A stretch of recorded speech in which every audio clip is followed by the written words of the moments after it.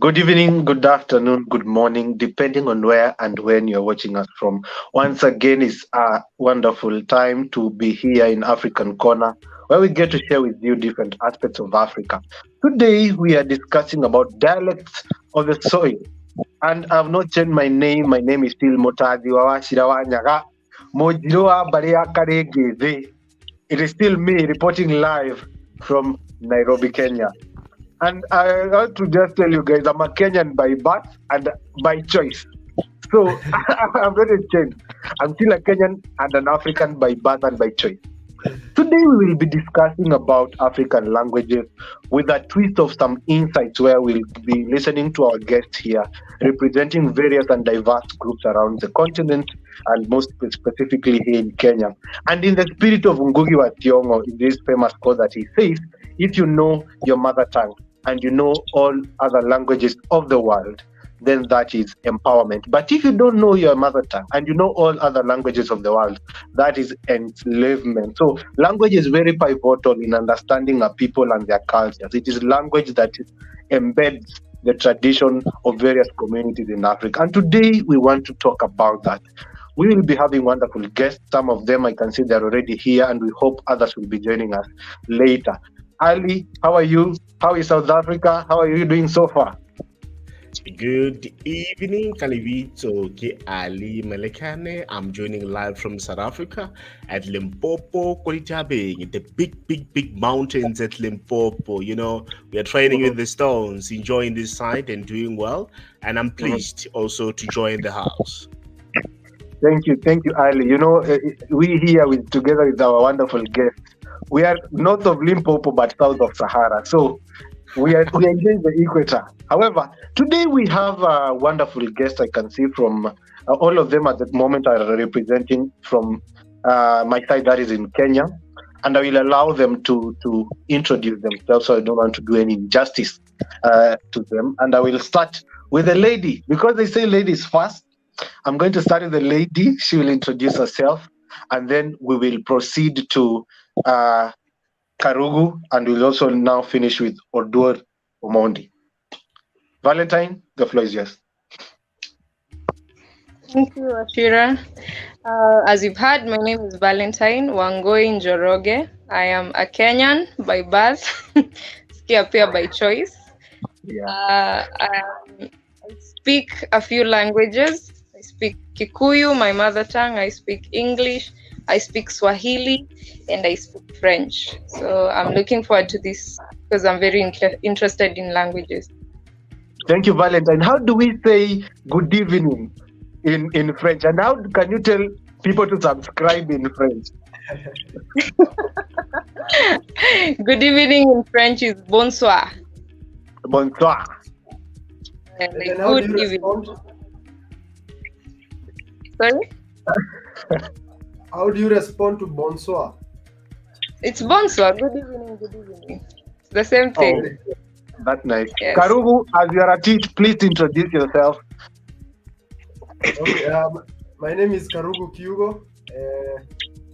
I speak Kikuyu, English, and Kiswahili, but there are 5 languages I want to master before I rejoin my ancestors. And the Luo language is one of them. The French, the Chinese, the German, and the Maasai. You see, I am an island.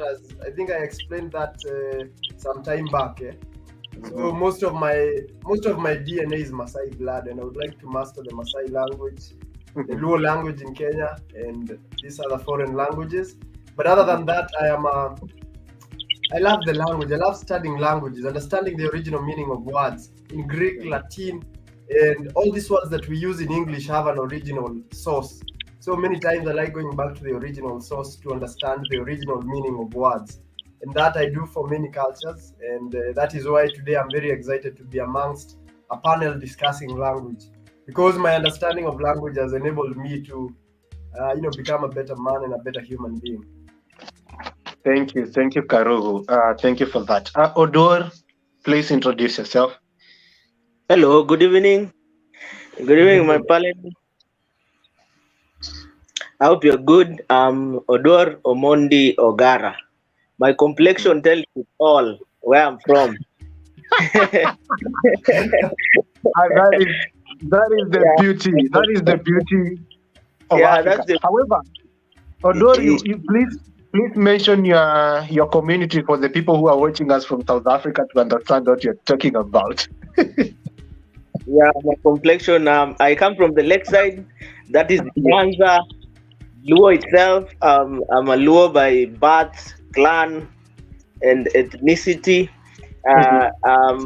My mom comes from the Luya side. That is Western. She's a Maragoli, so I understand Swahili, English, very articulate Maragoli, and some bit of mixed languages. Today, Washira was teaching me a little bit of Kikuyu, and I came to know about life itself and everything revolving around family and so on and so forth. I'm glad to be here.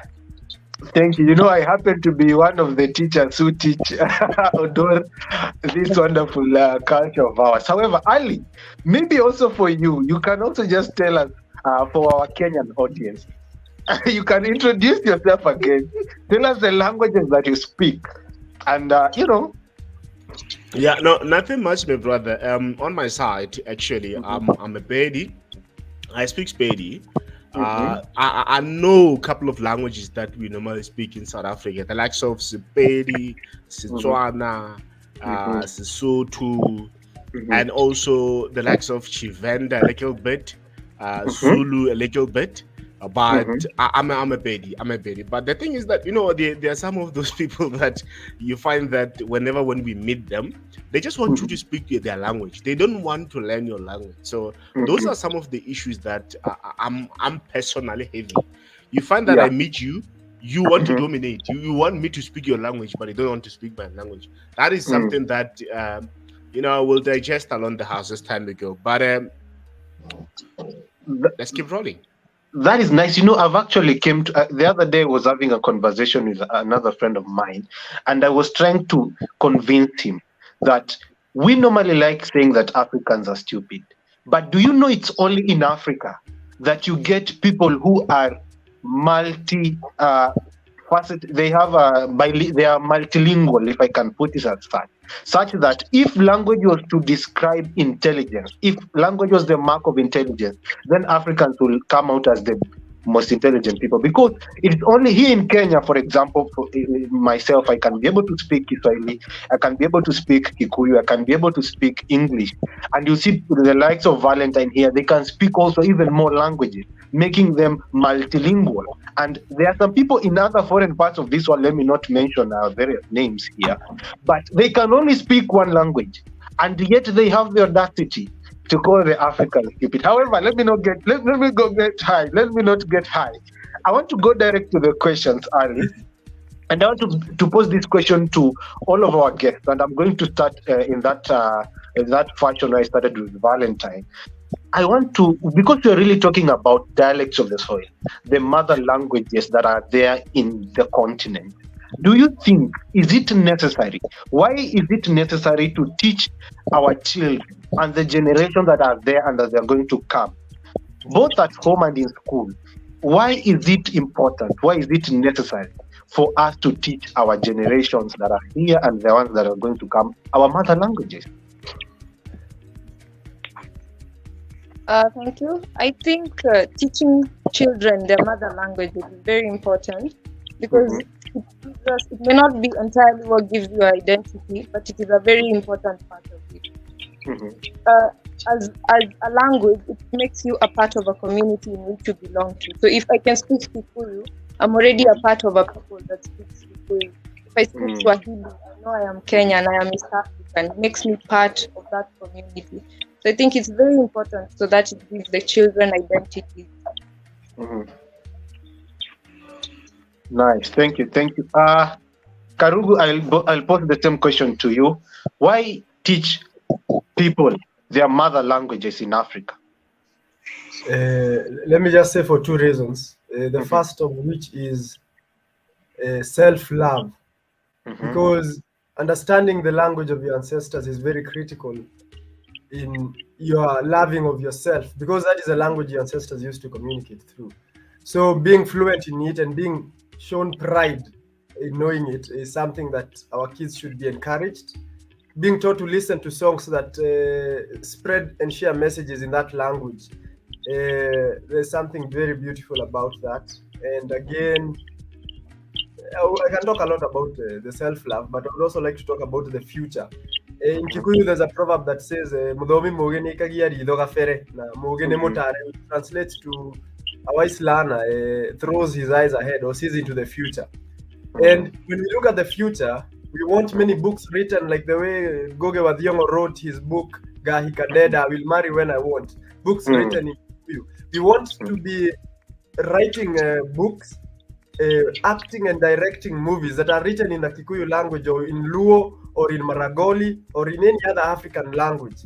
Because in the Academy Awards, we normally have for best award for foreign language films. We are yet to start writing and directing and playing movies and skits written in our local languages. So it is imperative that we teach our children Kikuyu and these other languages, so that in the future they'll be the ones writing.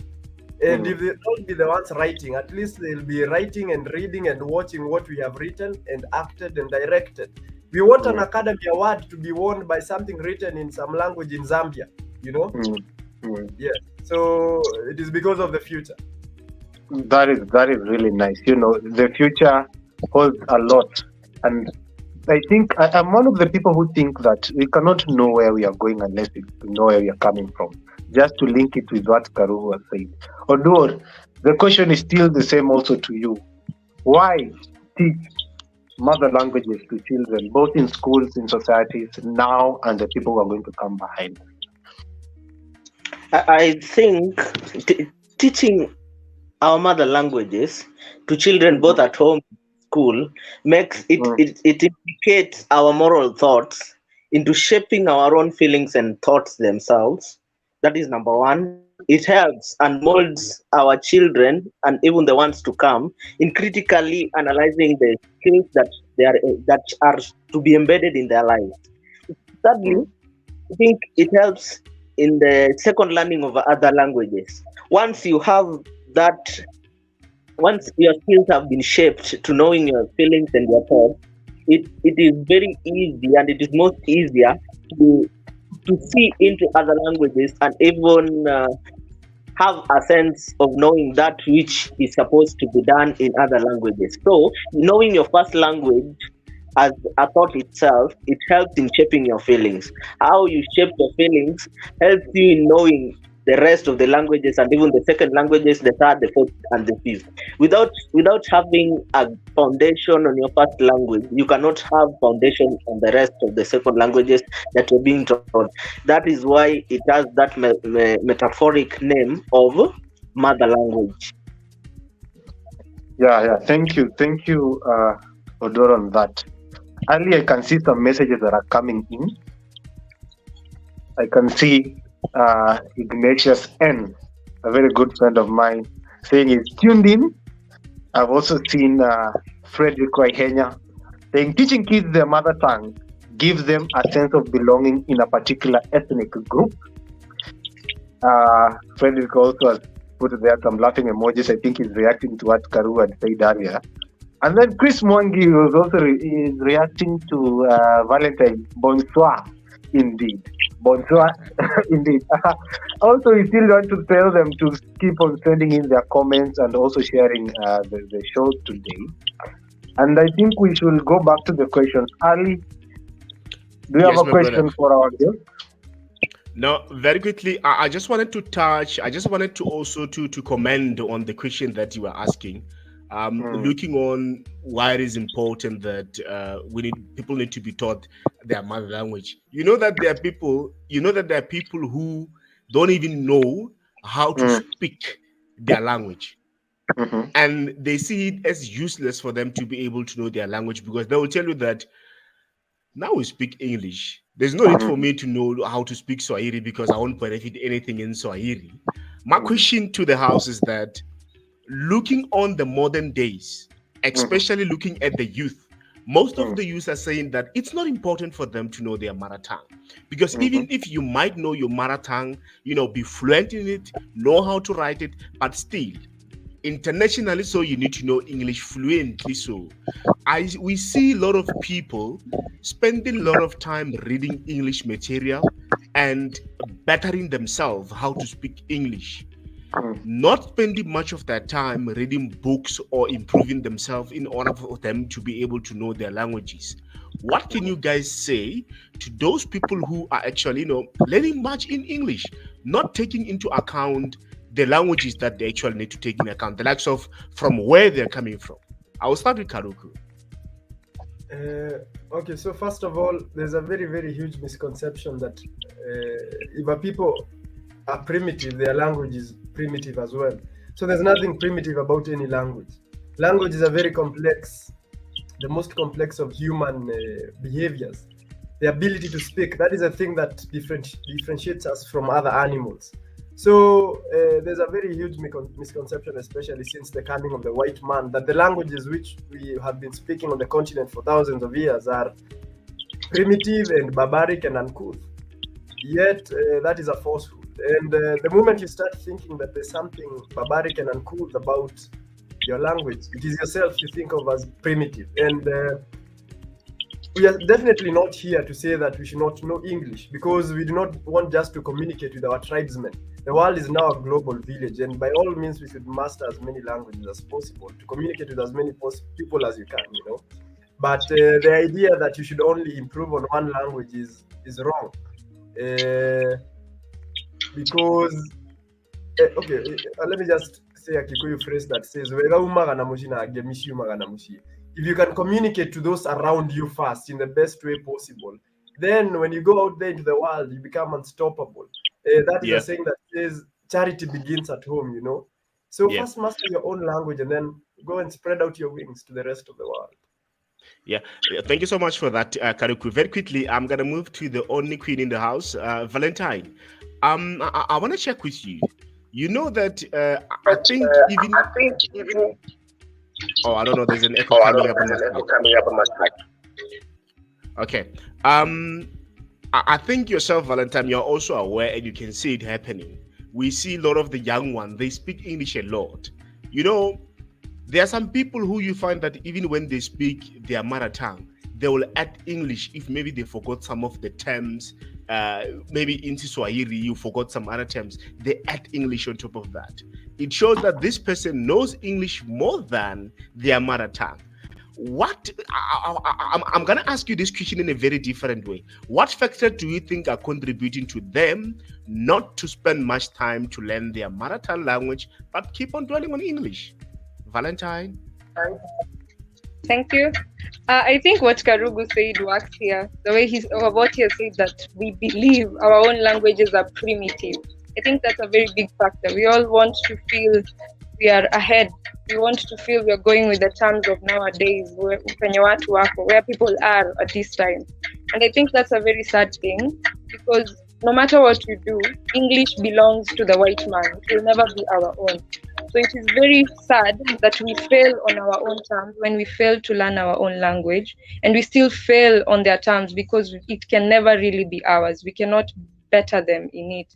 So it's a very sad thing. I think if we could learn our languages, we would be way stronger. We would be at least ahead on our own terms, which is the only way we can win. All right. Thank you so much. Thank you so much. Very quickly, let's go to Omondi. Omondi, what's your reaction to the question that most of the youth, they speak English a lot? And what are some of those factors that might be contributing them to speak English a lot, not to embrace themselves with, their mother tongue's languages? I think just what Karugu and Valentine have said, it's very true. The major thing that our youths are having these days, and it even comes from our parents' perspective, is that once you associate yourself with other languages, especially the international ones, in quote the English language, the language of the Europeans, you are perceived to be that guy or that person who knows and explores more than is expected. Where the youth of today, it is a sad generation that we are lost. That is the one thing we need to put in place. It is indeed true that we are lost. If you check the number of languages that we have in Africa themselves, the native African languages, there are more than 2,000 languages that are distinct of themselves. We are also privileged to have a third of world's languages as Africa itself. Yet we only have not even more than a seventh of the world's population.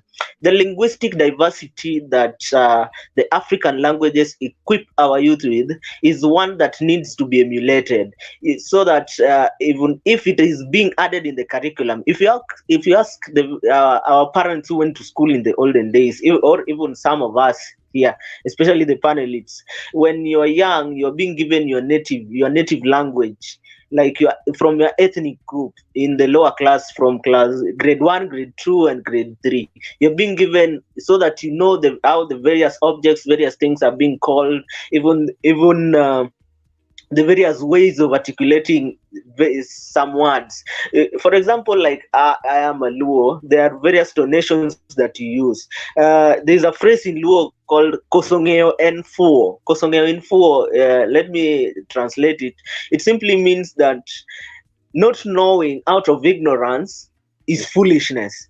So we need to know our language first, is when we diversify it to knowing other languages. Failure to know that, we are doomed, and that is what is affecting us. So as the current generation, we need to learn from the past, and we need to know our ethnic background and whatever constitutes it, and so on and so forth.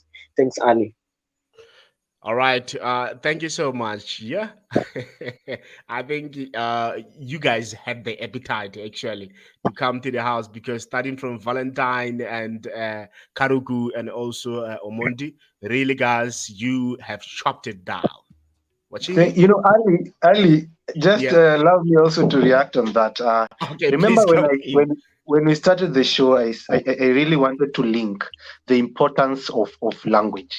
You see, language, as I keep telling people, is where the culture is where the tradition is in the language. It is embedded in the language. Without language, there's no tradition. Kiswahili tunasema mwacha mila ni mtumwa. Now, you cannot know where you are going unless, as Karu has just pointed a bit earlier, unless you know where you came from. You cannot know who you are. Some people can argue, let us agree to disagree. Some people can argue that they know who they are without really necessarily know where they came from. But for me, it's different. I really think in order for you to fully understand yourself, you have to know where you came from and your culture. And being part of the culture is the language. So it is so sad to see that there are some people who are not interested, especially the young people, with language. But however, Ali, I can also see Ignatius, our very good friend, is sending some comments here, and I will also be reacting to it. He says that something that's controversial in African countries is how some people will be more proud about their English name as compared to their African birth names. What is your take on this? I hope you guys are noting that. So he's saying, Ali, please put that on the screen. I'm reading a different comment.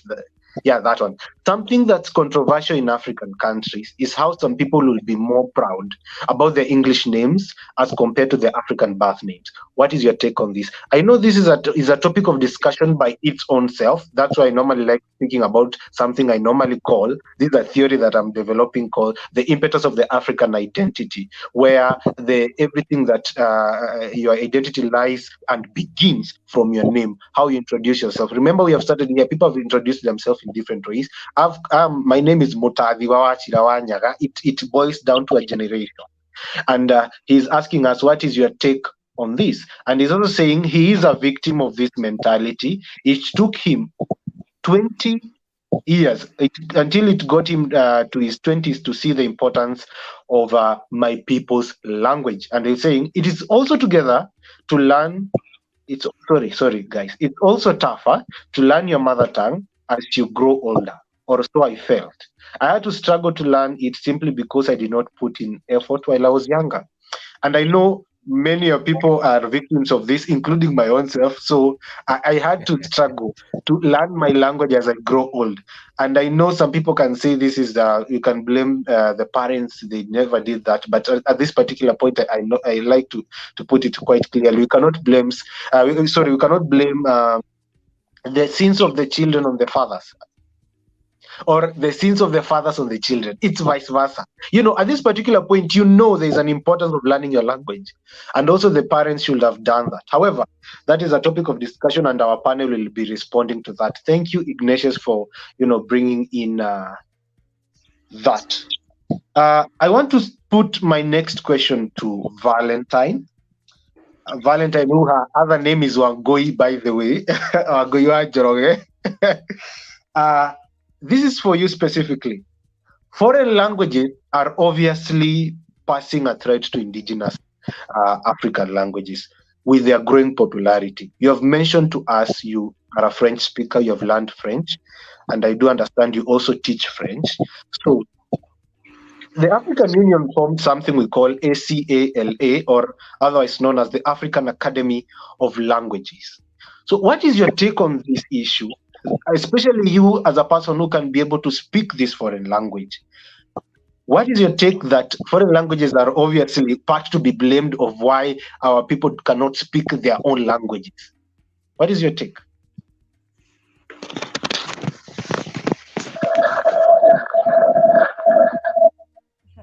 Thank you. I am not sure they can be entirely blamed.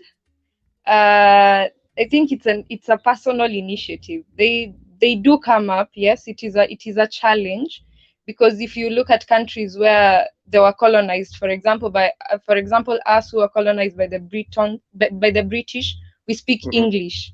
We are required to learn English. You find a country like Senegal, where they were colonized by the French, they speak French, and it is part of their official languages. But I think it is not entirely a threat. When it boils down to the personal initiative. As a person, if you want to learn your language, you will, no matter how many other languages you've been asked to learn. But as a government, I think as a government, it is not, and when the governments let their students learn foreign languages, I think that is a plus for us. But as you said, Ngogi wa Thiong'o said, if you learn a foreign language and you do not know your own, you become a slave. But if you know your own language and learn another one, you become empowered. So I think they are not a threat. They're supposed to be an addition. And that was my question. You have actually read my next question was, or rather, there's some background noise. I don't know what it's coming from my end. Sometimes I make mistakes while speaking in English, but you guys have to understand, English is not my mother tongue. It came with the ilikuja na meli. So my question is, Valentine, you have said in that spirit of that quote of Ngogi wa Thiong'o, you now, are you empowered? According to his quote, are you empowered? I want to pose that question to you. Yes, I do feel empowered. I think I am empowered. I can speak to people back in my hometown very fluently. I can speak anywhere in Kenya in Swahili. I can speak anywhere in East Africa in English. I mean, in the world in English. And I can speak in countries that speak French in French. I have a wider scope. I have many more people I can talk to and get their ideas and views. So yes, I am empowered. There are things a language can teach you that we don't realize before you learn that language. But when you do, you realize that language can also teach you things. So yes, I am empowered. Thank you, Valentine. Ali, I can see there are more comments coming in. Just allow me before I bring in Karugu and Odur back, just to mention them. I can see Mary Wanjiku is saying tuned in. Felix Wa Esther is saying, she's saying congratulations, tuned in. Elvis Motugi, our languages offer insights to our cultures and dimensions of human experience. Plus side temples writes how the Bantu African philosophy is embedded in our language, as you have said, Washira. Yeah, Elvis is my former classmate. We studied with him philosophy. So that is a discussion we'll want to have another day about the philosophy of these languages. Frederick Oihenya is saying we should start mentioning our ethnic background when describing ourselves, as it is and as we are we are it. Santos Taifa Jr. Indeed, Mwachamila ni mtumwa. Languages give us a sense of belonging to our own African culture. Good show. Thumbs up. Thumbs up. I think that's one of the comments coming in. So allow me, Ali, to bring back Odor and Karugu. Karugu, I'll start with you. Will you teach your children your mother tongue? And why? Simple as that.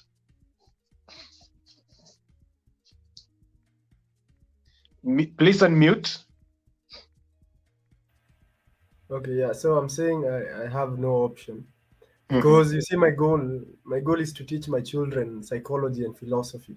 And while I will teach them a lot of Western and Chinese and Russian psychology and philosophy, I want them to first understand African psychology and philosophy, which you said and which Elvis has commented is very much embedded in our culture. You know, we think that I think I mentioned this last time, that since we do not have books and I don't know, like many scrolls about our philosophy, that we do not have it, or psychology.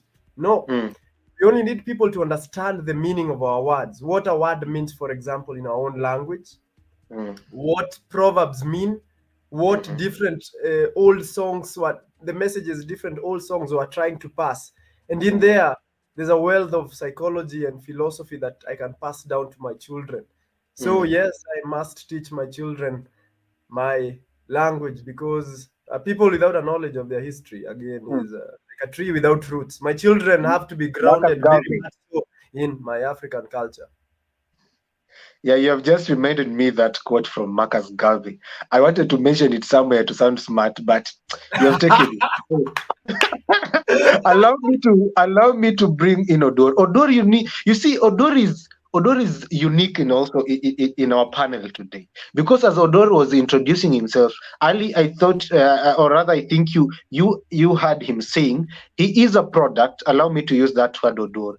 He is a product of multi communities in Kenya coming together to make Odor as a person. And he is my very good friend, and he likes introducing himself as O, triple O, Odoro Mondio Gara. So I also want to ask you the same question I've asked Karugu.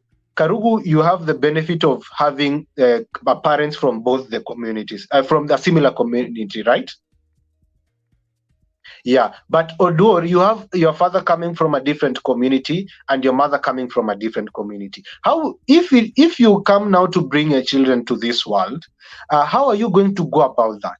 How are you going to teach them their language? How are you going to teach them? Which language are you going to teach them? And maybe, for example, if their mother is also from a different community. And as you are answering that question, I would like Karugu to be preparing his response to Ignatius, who posed a question about it was an issue about controversial African countries. You know, some people will be more proud about the English name as compared to the African birth names. So what is your take on this? Be preparing that, your response on that. And also, let me bring in Odor now. Odor, what is your reaction on that? Yes, thanks, Washira. As just Karugu has stated it, number one thing that my children will have to know is the foundation of their mother language. Their mother language, they must know my language as at first. I've stayed with a Maragoli, as I stated. That's my mom. The Maragoli all my life. And being that she didn't even have knowledge of law itself, and now she's been assimilated, and I'm proud to say that I've taught my mom Luo to some extent. She speaks fluent Luo than me. Yeah, but anyone, only that her complexion is not as dark as mine. She's browner than all of you here. So you cannot know the tribe and ethnic background that she comes from. But then she's the most fluent lady in both languages. She speaks fluent Maragoli, she speaks fluent Luo, and so on and so forth. So my children will have to be grounded in both languages, and I hope my spouse will also come from a different community, so that have to know their grandma's language, they'll have to know their dad's language, and also they'll have to know their mom's language. I think the knowledge of getting rooted and having the ground, the firm foundation of my native language will make them feel the sense of even teaching their peers of what is meant by knowing your language and what is meant by having diversity in the languages, and even the linguistic diversified tension of the languages as put by their father. We are proud that having children who know 3 languages, one from their mom, one from their dad, and one from their grandma. And God willing, I hope their grandma will be there to teach them a little bit of Maragoli. I can speak fluent Maragoli. I know how to understand the pros and cons. I know some songs in Maragoli, the culture, how burial is undertaken, and so on and so forth, how the language indignation is brought about, and so on and so forth. And Luo, let me go to the point of the one you wanted to bring to Karugu, on why youths and Africans take on African birth names. They might take on African birth names, while they tend to call African names as non-Christian. It's like we are pagan. When someone calls you Derek, it means that you're more of a Christian than. Don't mention that. No, they don't know that. So I don't know where this misconception came from. When someone calls me Oduor, or someone calls Valentine and not Njoroge, I feel and Valentine feels that she's asked, what is your Christian name? My Christian name is Valentine. While I'm being asked, what is your Christian name? I'm called Oduor or Gara. It feels like you're being asked, like, how in quotes, how do you have such as a Christian name? Does it mean that our names are paganist? So it bridges a sense of not having the wealth and acknowledgement of your names and ethnic background as to where we come from. I also have friends and peers who tend to believe that when I introduce myself with my surname and middle names in terms of in a congress or where we gather as a people, they tend to think that I try to affiliate myself with the other people. As a Luo, we are mostly in quotes associated with pride. So I feel proud when I stand and call myself. If you want me to give you a Christian name, I'll say I'm Triple O. If you want me to give you my name in detail, I'll call myself Oduor, Omondi, Ogara. So there's that sense of belonging that I feel with my name when someone asks me, like, what ethnic community do you come from? When we are this one comes also to the government side and what is inflicted on us as youth and Africans, whereby we are asked of our ethnic backgrounds. We tend to say, I don't have an ethnic background, I'm a Kenyan. That question sounds as if you're too much on me, and so on and so forth. It also creates some sense of tribalism, nepotism, and so on and so forth. So I think it's just we need to be affiliated with civic education, that everyone needs to have a sense of belonging to that which is good and right, and that which is common to us. As I know, what is common to you is your name and the sense of belonging to which ethnic background you come from. It bridges a common language and that which is good and right in promoting your sense of an African person and an African member. Thank you. I know Karugu has a response to that, but please hold it. I know it is hot. I know, just hold it there. And also remember, you have a reaction to react to Ignatius. Ali, you have seen from what Odor has said, Africa at its best. You know, here in Kenya, I normally like telling you, you people from South Africa should watch this space. You better take care, because this is Africa at its best, at the equator. Is there such a scenario in South Africa? Do you have such kind of similar scenarios like Odor then in South Africa? And especially there, I understand it is not only different communities and different tribes, African tribes. We also have different races. How is it there? Now, this side is quite different, so to say. It's quite different because we have those who don't even want to have the Christian name or the English name. We have those who believe in having, their cultural name, which were given by great grandmothers and great grandfathers. If you make a single mistake and call that name in a wrong way, I'm telling you, some they might even tell you that, hey, Baba, I'll shoot you down. This is my great grandmother's name. You need to respect it. I'm telling you, there are those people. I remember there was a guy who I once went to school with. The guy was a Zulu. So by mistake, the lecturer pronounced the name incorrectly. The guy stood up inside the hall and said, "Yay, my name is Kokile. Correct my name in front of the people." So you can see those people, they understand what is happening. But with us, on other people, if you can just, pronounce the name incorrectly, we don't give it to them. We don't give them about that. And let me tell you this. let me tell you this. There are some people today who are still confused on my side. Yeah. There is a guy who was born by two parents.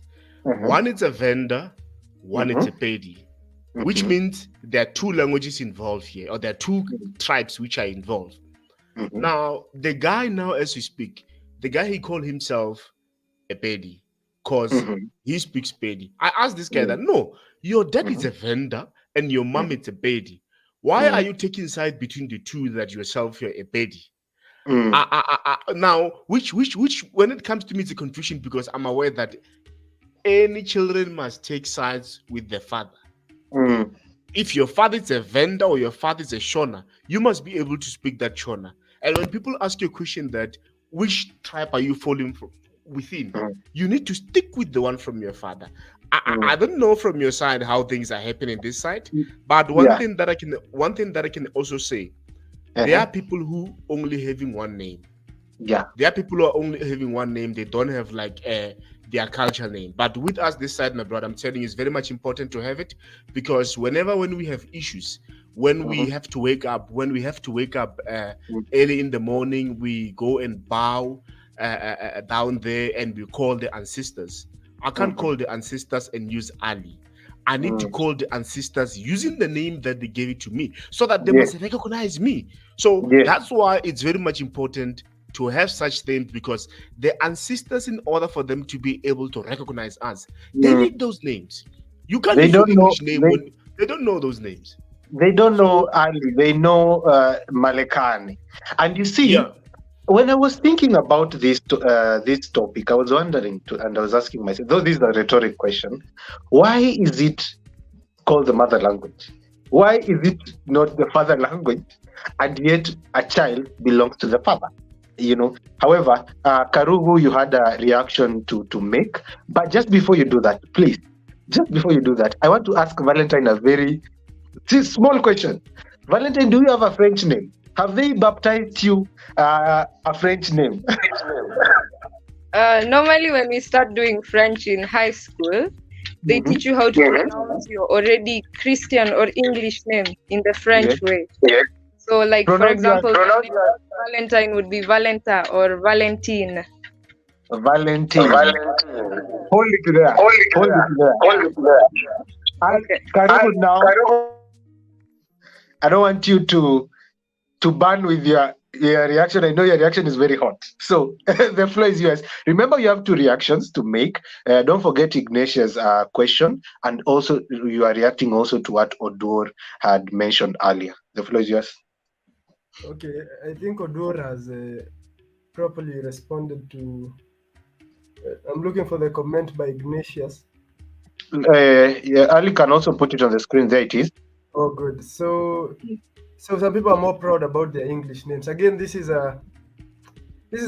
basically an issue of self-esteem. Let me tell you, the more a person hates themselves, the more proud they are of their English language. It is as simple as that. Language has laws and mathematical laws like, the more you hate yourself, the more you love your English name and hate your African name. But loving your English name does not mean that you hate your tribe. Because even these English names that we have come from great men, And for example, personally, for the last 5 years, I've been hiding the name Francis. Even here, I cannot even type it all. I have written F because I don't like to be associated with the whole name. Then recently, I've realized, because I used to be a Catholic when I was young, it comes from Saint Francis, and Saint Francis was a great man. But I am glad that I hated the name. Now I'm only working on loving it, rather than the opposite, working on loving my African names. But then to answer a more deeper question is that Ignatius says it is tougher to learn your mother tongue as you grow older.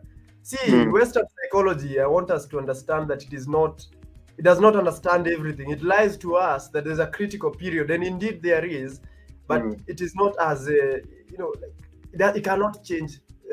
These psychologists like to say there's a critical period between the ages of around 2 to around 11, where if you do not learn your language, you'll never learn it again. But that is for them because they're not very smart. When you have melanin, you cannot help it. You have to be smart. And we, even after that critical period, can still master our languages, So personally, I'm not like 7 or 8. I'm beyond 11 years, as you can tell. But I want to master other languages. So Ignatius, all you need is you need to be consistent. You need to understand your culture better. Do not, even I think Valentine can tell us, I believe they study some bit about the French culture for them to properly understand, that language. Because if I was to study, I tried studying the Chinese first, but I decided I'm going to study the Luo first. So for you to understand these languages, you need to understand their cultures and their songs. Listen to music as often as you can, and you will become like Odur's mother, who can speak, I think, Luo fluently. I think that is all. So about African names, the reason people again are not proud of the African names, just to add something else, is that they do not know who in their lineages had those names. For example, personally, I'm very fortunate. I can trace the name Karugu back to the 17th century. That's the first Karugu I can tell. And all these are great men. So when I know I have the name Karugu, I know it represents my grandfather. My grandfather was a great man. His grandfather, who was Karugu, another great man. The grandfather of my grandfather's grandfather was Karugu as well. And that is a truly great name. So our mistake is not understanding the people we are named after. And you do not need to know all of them, like all the way back to the 17th century. You just need to know your grandfather and your grandmother. And on the issue of where do you belong to the mother's side or to the father's side? The thing is, we need to understand that for many generations, we've not been taking the mother side very seriously. But science right now is showing us how instrumental the mother side is in your growth as a person. See, your mitochondria, which is a part of the cell that gives you energy, only comes from the mother's side. And that is a part of the cell that gives all cells energy. That you can only get from the mother. So, I think culturally, but I can be corrected, we've been identifying with one side just for identification, so that you say you belong to this clan. But you're a product of both lineages. Because your mother had ancestors, and she had ancestors and ancestors all the way, and their DNA is alive in you. It is in your DNA, encoded right there, waiting for you to activate it. So you're a product of two sides that go all the way back to God. Yeah. Amen. Amen. Thank you to that. Thank you for that also, Karugu. You have just ended it well. Amen. You see, Karugu has bring in a very important point that I don't want to dilute. But allow me also to go back to Valentine and ask you a question that I think I should have asked you when we begin this episode. Why? That is my question. Why did you learn French? Why did you feel it was necessary?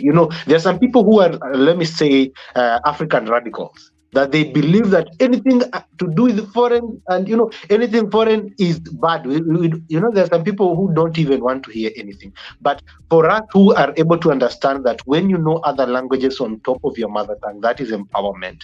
Maybe you can just put it for them here quite clearly and categorically. Why did you learn French? Why did you learn French? Personally, from a very young age, I always knew I loved languages. So I remember I could read the Kikuyu Bible in church by the time I was very small. Well, at the age where they had to let you read the Bible on the side because they can't see you from up there, you're too short. So I had a very big interest in languages since I was small. And as I grew in school, I got better with it. I was very good in English. I used to lead in class and Swahili. And I remember I did my nursery school in Kikuyu. So that was also a very interesting thing for me. So by the time I got to class 6, they started teaching French in the primary school I was in. So I was very interested, but the teacher left after only a year. So when I went to high school, I already knew that's what I wanted to do. So for me, it just started at a very young age. I was already always interested in languages. So I just needed to add one to what I already had. Yeah. Thank you, Valentine, for that. Before I also bring in Odor to answer a question that I want also to ask him right now so that he can prepare before I read the comments. Odor, triple O senior, you understand that you are an African enthusiast and also a Christian, right? And I want you to prepare to answer this question. How do you think we can find balance? And do you think even if there is balance at all in terms of language and Christianity? Because when you look in our African setup, for example, my original home place is Nyeri.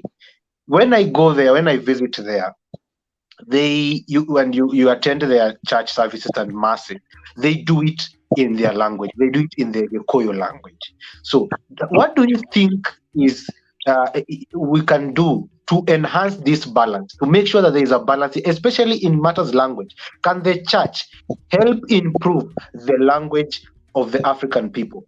Just hold on it. Just hold that thought there. Allow me, Ali, to mention some people who have also sent in their comments. Ignatius, first of all, allow me to thank Ignatius personally in a special manner. He has really added some thoughts in our discussion today. Actually, Ignatius is the president of ISEC in Kenyatta University. So let him know that I've acknowledged that today here. And also, I can see Frederico Ihenya said we should start mentioning our ethnic background and describing ourselves as it is. Kevin Derito has said that I think is responding to Karugo saying that melanin is bright. Melanin has to be bright. Melanin is bright. I also see Elvis Mutugi saying, talking of English names, what is the implication to our African names, especially the baptism names? And I think they call it the first name. So what is the implication of our African names? Karugu, you'll be responding to that. Take note of that. And also I can see Elvis Mutugi saying, Karugu, I also did some Chinese culture and language. It was a good experience. All the best. I remember Elvis was studying Chinese when COVID hit. So I don't want to add any, whatever happened next. David Campbell, your original language is very important. Thank you, David. And Hugo saying, well done, my brother. I think she's responding to Karugu there. Charles Ngacha saying, a good connection in our continent. Keep up, young men and women and woman. Let me add that. Let me be politically correct. Kevin Karevi saying, tuned in. Felix or Esther, I think we had mentioned that. Congratulations, tuned in. Ali, we are about to wrap up. We only have almost 5 minutes to finish up. So my panelists, please be brief on these last questions. Karugu will be reacting to Elvis's question. Odor, I had posed a question to you. Please briefly answer that and also give your final comment on it. Yes, thank you, Ashira. I think in terms of Christianity, and to some extent, let me add the Muslims, the Hinduism, and so on and so forth. In terms of Christianity, it has really helped in the growth of the church, because in the other denominations, you find that Muslims will only speak in Arabic and so on. Hindus will only speak in Hindi and so on and so forth. But when it comes to Christianity itself, it has gone away. It has added some little merits and advantages to the Christian society of Africans in terms of translation of the Bibles into various local languages. It has really been of help as it has improved literacy of the people, as many people want to read word by word and the words of God into detail in terms of understanding what is there and what the Bible itself says. It has also led to the development of African local languages. I saw a question that was speaking about how the foreign languages have helped the African indigenous languages into growing popularity. The African Union, in the formation of the Akaland that is stated about, that helped protect and promote the languages of Africa and the cultures therewith, it has also helped in promoting the cultures. You'll find that there is development of African independent churches, not the ones that been brought by that have led to our westernization of people and so on and so on. The denominations that were brought by the missionaries, in quotes, that are being said to be their God is alive, while ours, the ones which our forefathers and ancestors believed in, were not gods, were not God, but they were just gods that are not to be worshipped. With a small G. Yeah, with a small g. Ours were gods with small g, while theirs were gods with capital G. I tend to disagree with that, but yes, the Christianity itself has made evangelization easier in the growth of the church itself, and also as I've stated in the beginning of the one. My parting shot majorly is for us as Africa. And I thank God for, in a Christian way, I also thank God for African Kona, and that has brought into light how we need to appreciate African languages into their diversity in terms of the linguistic nature, how it gives life itself, how Africa needs to stand out and stand itself as an Africa and of African descent and the African people. Africa is so many statement, because I'm an African with a K, that believes that Africans are Africa, ready to serve Africa as a continent. So I believe. I believe, as a proud Luo from Nyanza, that we as Africans, we are capable. It is just that we are misguided. There are very many misconceptions here and there on what needs to be done, what's expected of us, and so on and so forth. So let us stand to what is right, and that is our African languages. Let us put the other languages to not at the forefront. Let us bring them to be those at the periphery, so that we stand firm in Africa and Africa as a language itself. Thank you. Thank you, Odora. Thank you, Valentine. You can also give your parting shot. I think what Odora said is also in line with you. I don't think I'll be wrong when I say the church helped you learn your mother tongue better, because you have said when you were young you could be able to read the Bible fluently. So I think that also is in line with what he has said. However, Valentine, please give your parting shot, and also Karugu to be ready to respond to that and also give his parting shot in very, very briefly, please, very briefly. Valentine, if you can hear me. I think Ali, her network has freezed, but I think we'll be getting back to her. Karugu, please go on as Valentine comes back. So it is I'm responding to Elvis, who said, what is the implication to our African names?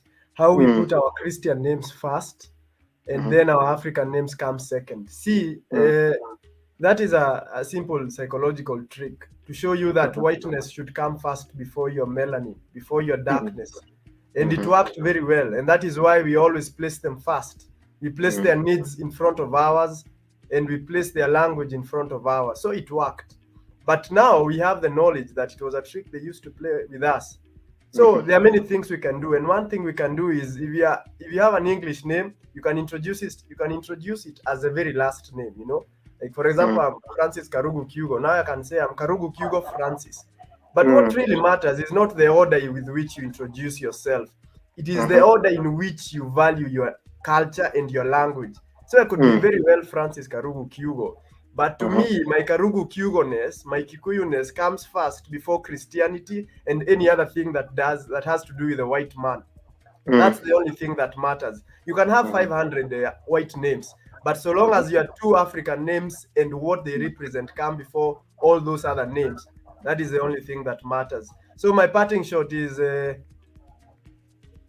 Africa is a cradle of humankind. We are the cradle of civilization.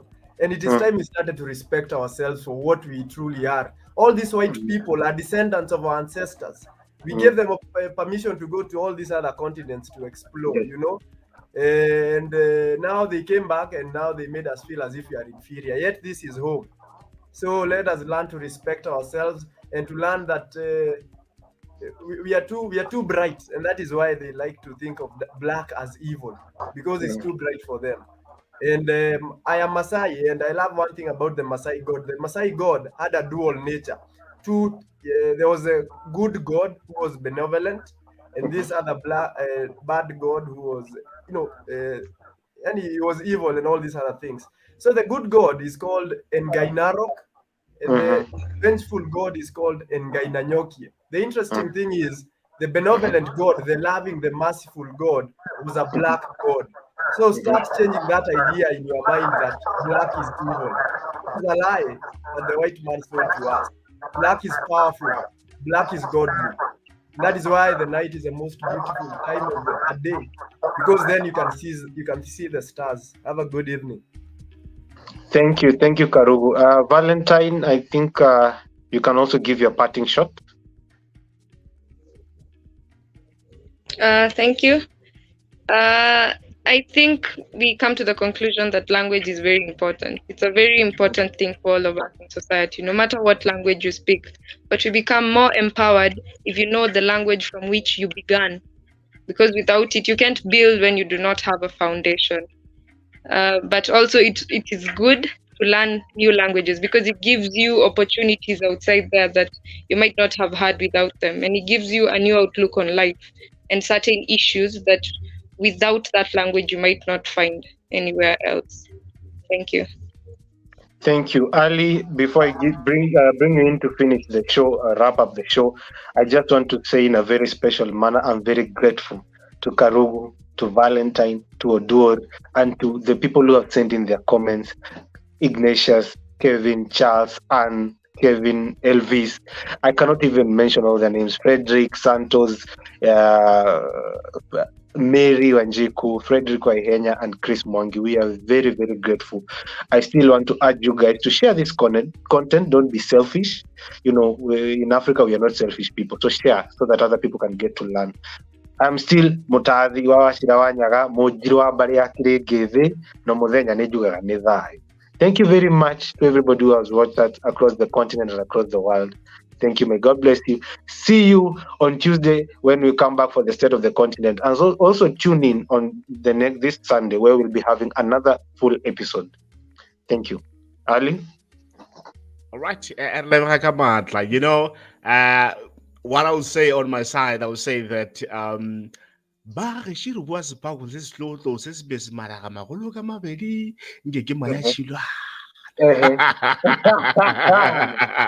to teach us this. You have to teach us this. Yeah.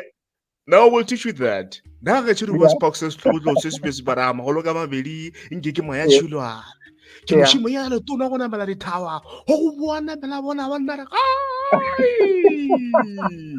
know, Ali, from south of Sahara and north of Limpopo, we are very interesting. This language of yours is very interesting. We might want to learn that.